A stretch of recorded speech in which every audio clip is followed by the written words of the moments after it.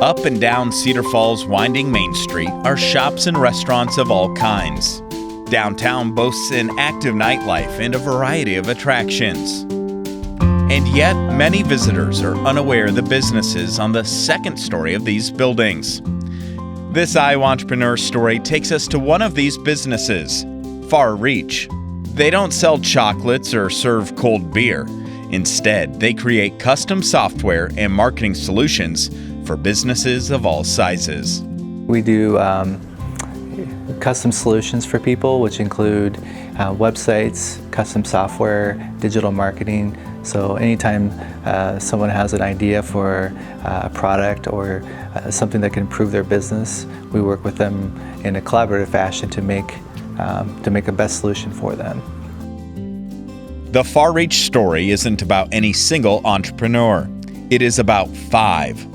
Before Far Reach, Jason, Chad, Chris, Lana, and Kate all worked together as developers at a different company. For Chad, he felt things at his old company were changing in a way that made developing software more difficult. Basically, the culture changed, and it got to the point where it really felt like we needed to do something different. Had that not happened, we'd probably all still be there because it was a great place to work. Unhappy with their current situation, they started talking about doing something on their own. Something that took a lot of trust in each other. I guess we had all worked together quite a bit on different projects. Like I said, I had worked with Jason for 9 years at that point and knew him really well. Kate and I had also worked very closely together. We all knew that our work ethic was the same.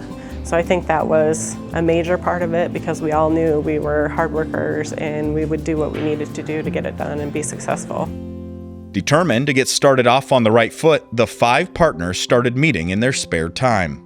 We started off meeting for lunch at the bowling alley, which I don't know why we picked the bowling alley, but we did. And so we'd meet there and start sort of forming our strategy and how we were gonna approach this. Eventually once we got a little more serious about it, we would meet at the library like one night a week, and we'd talk about what we'd gotten done the last week and what we were going to do the next week, and just sort of put our roadmap together. And so we did that for about a year and worked on a business plan for about a year before we decided to actually make the jump.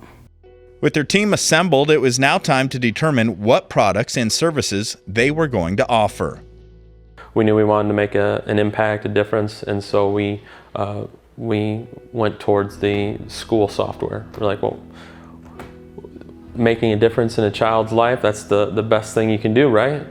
And so we went down the route, we doing our own research, figuring out how we wanted to structure the company, and we were reviewing different software packages, competitors. With their business plan put together, in 2007, the 5 coworkers put their plan into motion. I remember I was working at my cubicle one day, and Jason just peeked his head around the corner. He's like, "Are you in?"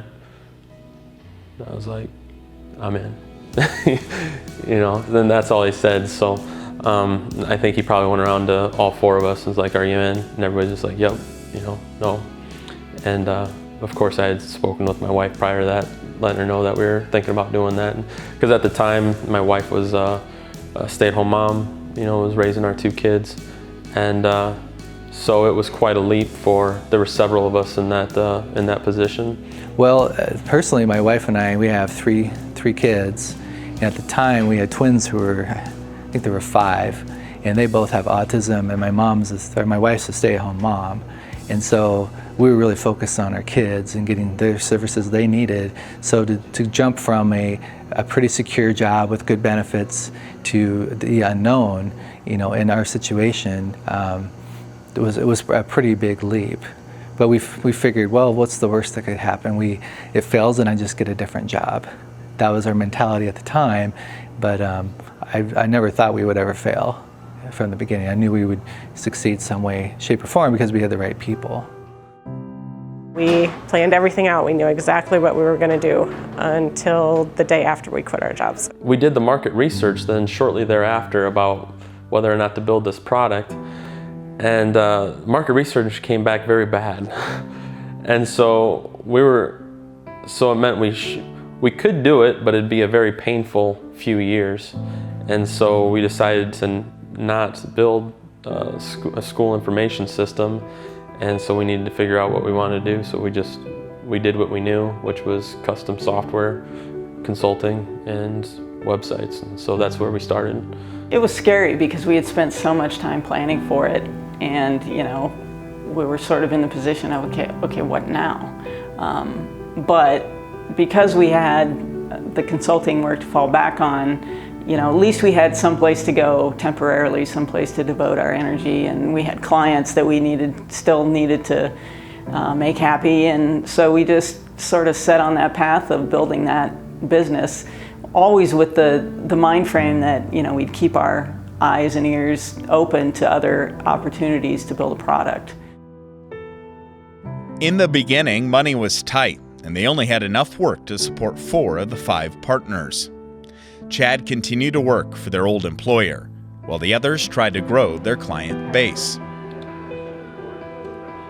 When we first started and we had, 4 people we had to figure out how to pay, we started out by just, okay, what does everybody need at a minimum to get by to support your family?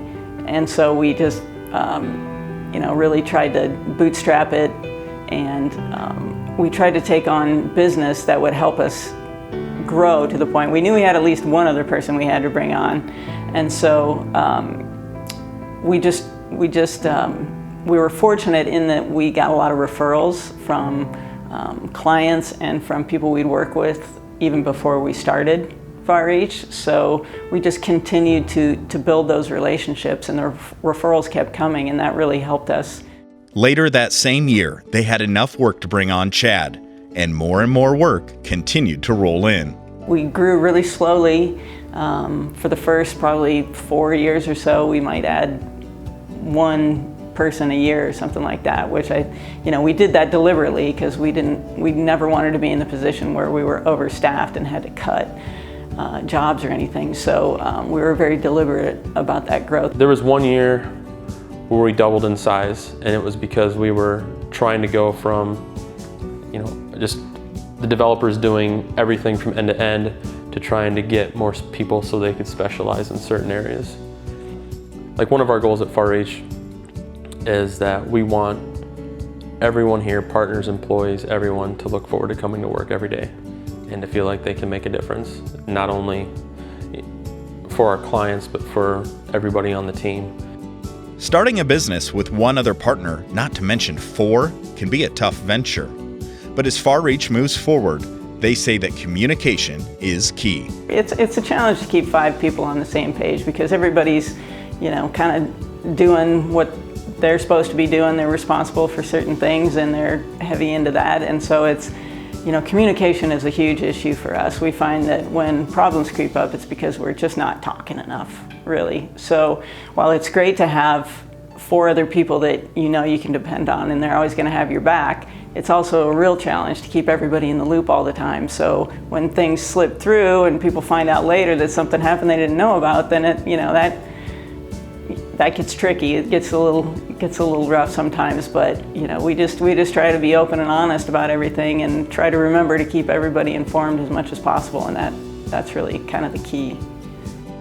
FarReach maintains 11 core values, which include open and honest, make a difference, and balance. For them, family life is important too. Supporting family, supporting spouses is also a huge part of starting your own business, because you're going to be working longer hours, you're going to be, in some instances, traveling, you're going to be financially sacrificing, so you have to make those adjustments to your lifestyle. And when you become an entrepreneur and start your own company, it's not just you, it's the people in your family and that are affected as well. Next time you're walking in downtown Cedar Falls, take a look up and know that entrepreneurship is everywhere. For FarReach, entrepreneurs are a package deal.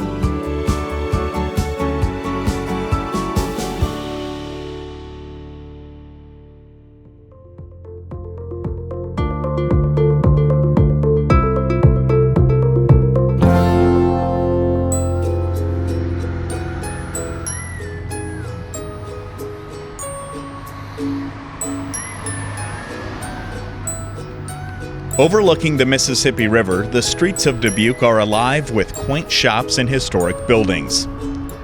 This Iowa entrepreneur story takes us to the port of Dubuque.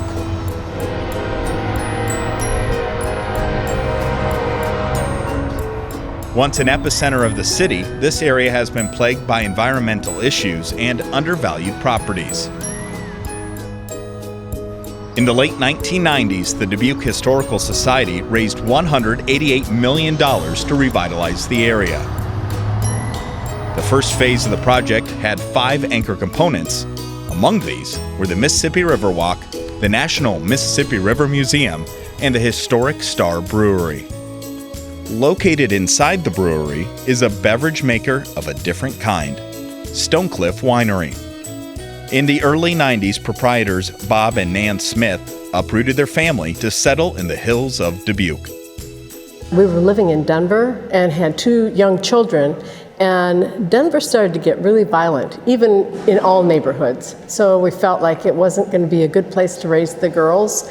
I think at the time they were 3 and 6. But leaving Colorado wasn't an easy decision. Bob was an entrepreneur and had built a very successful telecommunications business in Denver. I love business. And I think in the course of telecommunications in Colorado, probably 7 or 8 different businesses I purchased, started, blended together to build a family of businesses that covered a lot of aspects of the market. Bob eventually sold his business to a larger corporation, but stayed on for several years to help manage the operation. But as Bob explains, it's not always easy to let go of the reins. That was much tougher than I thought it would be. And what was more even painful was seeing what someone does to your company. And I'd stayed on for 2 years, and it was agonizing.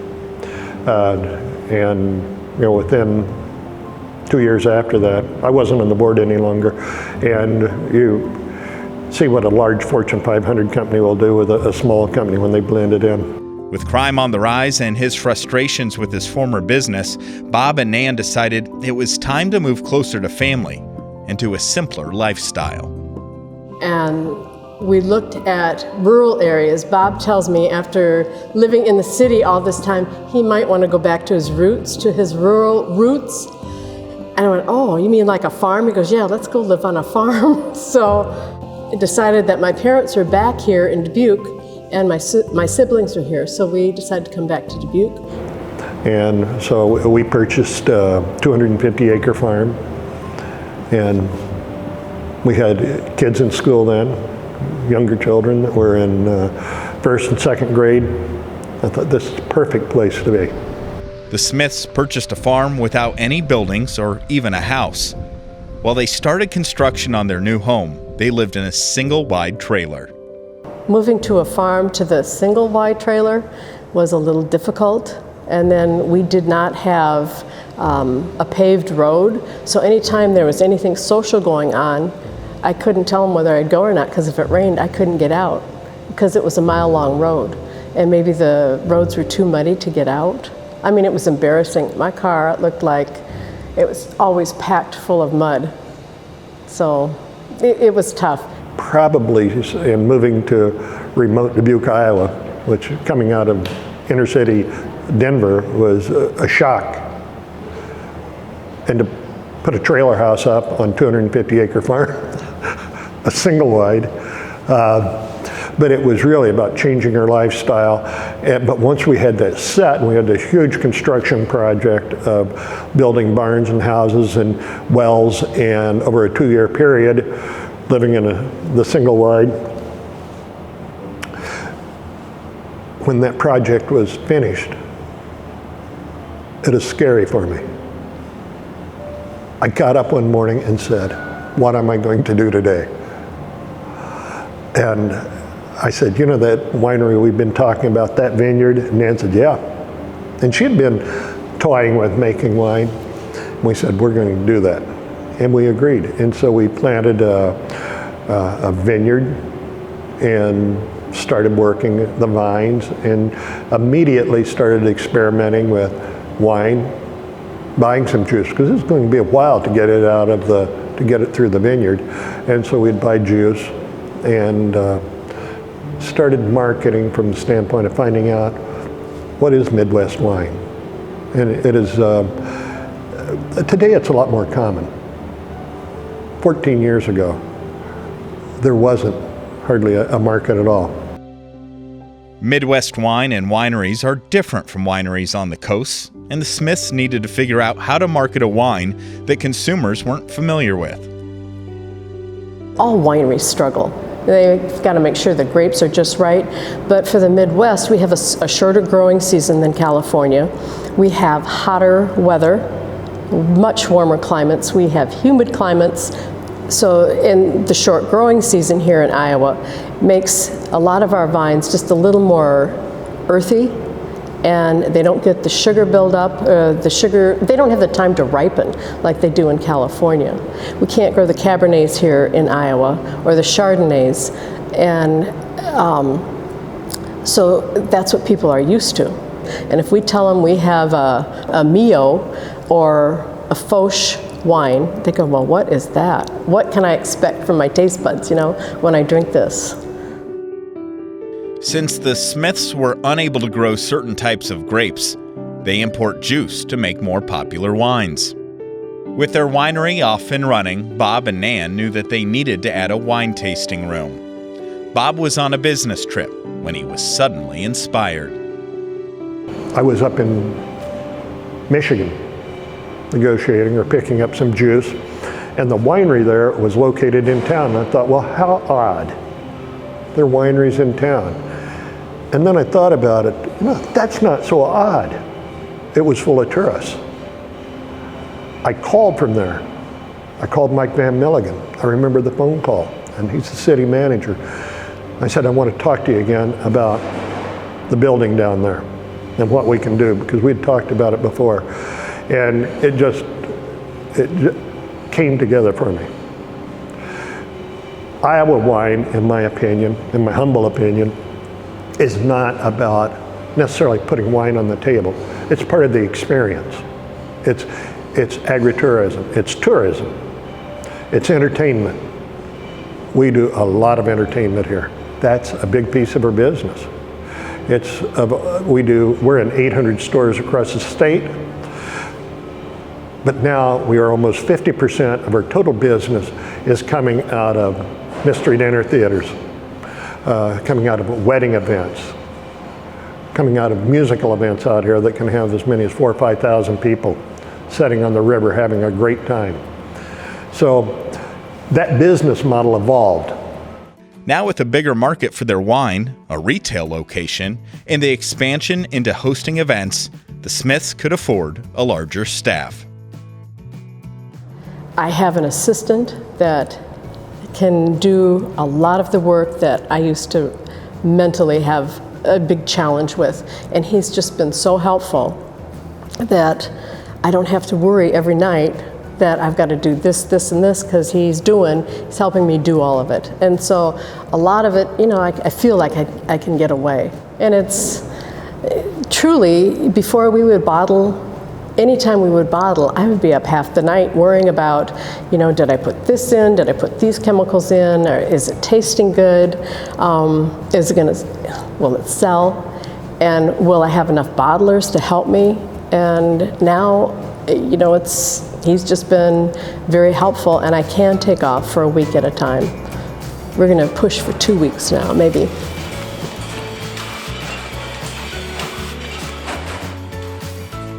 Whether it is telecommunications or wine, Bob loves business. And as a self-proclaimed workaholic, he always has energy for more. But the true key to his success might be his always growing mentality. My philosophy has been, and it was set 35 years ago in business, I'm very goal-oriented. And I didn't go to college, and I didn't get a degree in finance and in accounting. And do I think that's important? No. I think you can run a business on third grade arithmetic. You're managing your business. You're looking at what you're buying. You're taking care of your customers. Sophisticated financing isn't a requirement in business. It's common sense. And I think the most important thing when you look at business, and in personal life also, is that there is no status quo. You're either moving ahead or you're falling behind. And most people don't know. You have to be goal-oriented. You have to draw the line out there and say, I'm crossing it. Dan said, haven't we sold enough wine? No. Because you can't stop. You can't say, I'm going to zero it at this amount because of competition. When they come in, now you're falling back. You can't do that in business. So you constantly have to grow. And so there's not that easy cushion that you're going to rest at some point. And I learned that in telecommunications, that it was a matter of growing and absorbing more companies, adding employees, and increasing your exposure all the time. And in that environment, and probably as we talked about earlier, in the wine industry, if you're going to hold it at that very low level, it's manageable. When you get out in the business world, you have to lay the goals out and make sure you meet them on a monthly basis. Passionate about his business, Bob wants the Stonecliff legacy to live on and be enjoyed by future generations. Probably at some point, we'll move on and do something else, whatever that is. Retirement, I don't think is an option for me as much as Nan and I have talked about it. She wants to slow down some. I really want her to. And so we have an assistant winemaker that's picking up more momentum all the time. I would like to see the employees at Stonecliff ultimately step up and take the operation over. Bob and Nan moved to Dubuque to be close to family and raise their children in a safe environment. While the Smiths never intended to start another business, Bob couldn't deny his entrepreneurial spirit. After several years of hard work, they are now one of Dubuque's largest tourist attractions and help further the tradition of Dubuque's slogan, the masterpiece of the Mississippi.